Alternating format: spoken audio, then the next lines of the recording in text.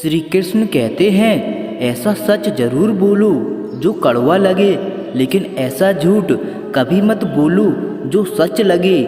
अपने जीवन में कभी भी ना किसी को आनंद में वचन दें और ना किसी को क्रोध में उत्तर दें और ना ही दुख में कभी निर्णय लें। गीता में लिखा है, यदि कोई आपको अच्छा लगता है तो अच्छा वो नहीं, अच्छे आप हैं, क्योंकि उसमें अच्छाई देखने वाली नज़र आपके पास है।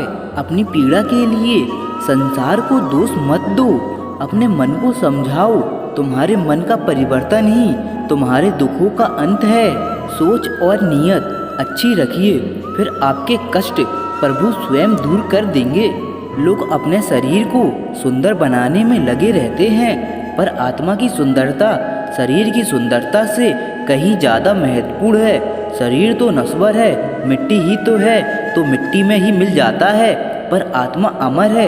इसीलिए आत्मा की सुंदरता पर ध्यान दो। बहुत विनम्रता चाहिए रिश्तों को निभाने के लिए। छल कपट से तो सिर्फ महाभारत रची जाती है।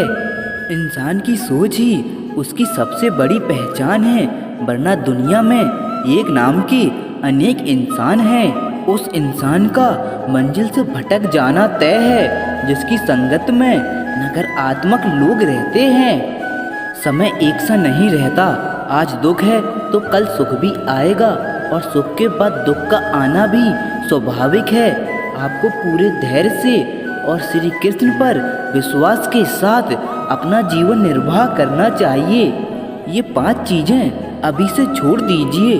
दूसरों को खुश करना, दूसरों से उम्मीद करना, अपने भूतकाल में जिंदगी जीना, अपने आप को किसी से कम आंकना और ज़्यादा सोचना, तभी आप सबसे बेहतर जिंदगी जी पाएंगे।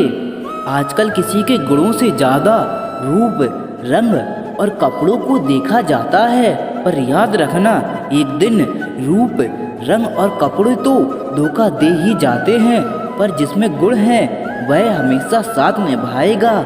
जो व्यक्ति किसी दूसरे के चेहरे पर हंसी और जीवन में खुशी लाने की क्षमता रखता है, ईश्वर उसके चेहरे से कभी हंसी और जीवन में खुशी कम नहीं होने देते। जब धन कमाते हैं तो घर में चीज़ें आती हैं, लेकिन जब किसी का आशीर्वाद कमाते हैं तो धन के साथ खुशी, सेहत और प्यार भी आता है।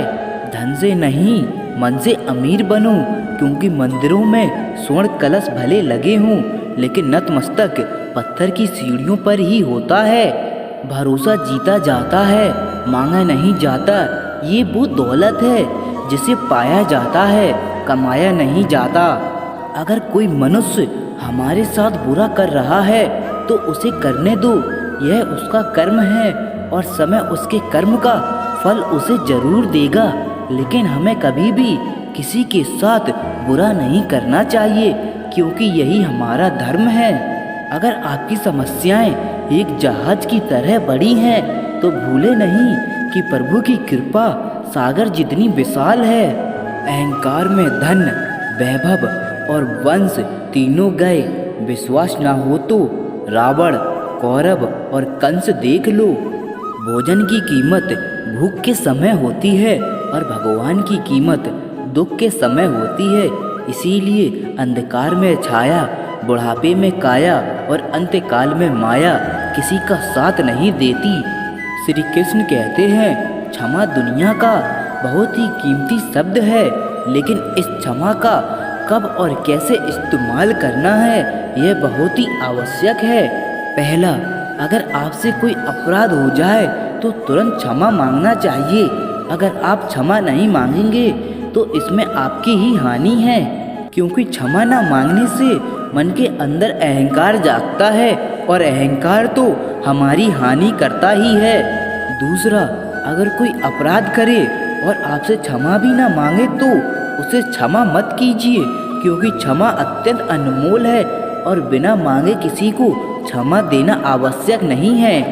तीसरा, यदि कोई आपके साथ अपराध करे, अनुचित करे और बाद में क्षमा मांगे तो उसे क्षमा कर दीजिए। इससे आपके भीतर की करुणा जागेगी और प्रेम जागेगा। ये आपके लिए शुभ ही होगा। चौथा, अगर आप कोई अपराध कर दो तो क्षमा अवश्य मांगना, इससे आपका ही लाभ होगा, क्योंकि सामने वाला व्यक्ति आपको क्षमा करे या ना करे, आपके अंदर का अहंकार गिरता है और आपका मन अधिक निर्मल हो जाता है। श्री कृष्ण कहते हैं, जिनके साथ बात करने से ही खुशी दुगनी और दुख आधा हो जाए वो ही अपना है, बाकी तो बस दुनिया ही है। दुनिया के ये 4 स्थान जो कभी भरते ही नहीं हैं, समुद्र, इच्छा का घड़ा, शमशान और मनुष्य का मन। कभी भी किसी भी रिश्ते का गलत इस्तेमाल मत करना, क्योंकि रिश्ते तो बहुत मिल जाएंगे पर ज़िंदगी में अच्छे लोग बार बार नहीं आएंगे। यदि हमारी नीयत अच्छी है और मकसद सही है तो किसी न किसी रूप में ऊपर वाला हमारी मदद करता है। जब हम प्रार्थना करते हैं तो ईश्वर हमारे कहने से ज़्यादा सुनता है। जितना हम पूछते हैं उससे ज़्यादा जवाब देता है। जितना हम कल्पना करते हैं उससे ज़्यादा अपने समय में और अपने तरीके से देता है। समय का चक्र बहुत तेज चलता है, इसीलिए ना तो अपने बल का अहंकार करे और ना ही अपने धन का। जीवन में वाणी को संयम में रखना अनिवार्य है, क्योंकि वाणी से दिए हुए घाव कभी भरते नहीं।